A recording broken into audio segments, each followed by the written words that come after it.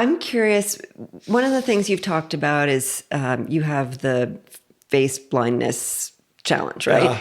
And prosopagnosia. right. So there are additional challenges potentially in connecting with people who, you may have met before or whatever. But do you have a sort of, I mean, obviously I find you super engaging and it's clear, in the conversation that you are.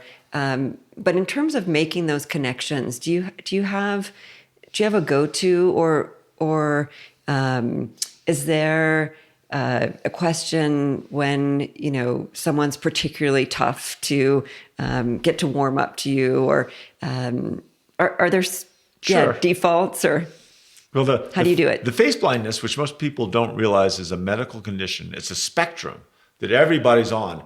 And some people are really, really good at recognizing a face. They can walk into a room of 30 people, walk around, see all the people, and then the next day you show them 80 people and they'll pick out the 30 people that were there, and they are 100%. People like me, I could talk to someone for an hour at night and see them the next morning in Starbucks out of context, and I wouldn't recognize them. I just don't, my mind doesn't, even when I'm really focusing on facial characteristics, they don't go into my mind that I can easily access them. So it does create, but it just makes you be a little more friendly. If someone looks like they really know me, I try to act like I know them. And, sometimes you end up being a little too friendly to strangers. But that's not a bad way to be in life. I agree. And, you do end up having to develop certain, like depending on if someone's angry, right. And this is partly learning from the restaurant experience, you repeat back to them their exact same words. And they feel validated hearing what they're saying coming from someone else, the exact same words, and they calm down. It is, again, talk about magical. It is transformational.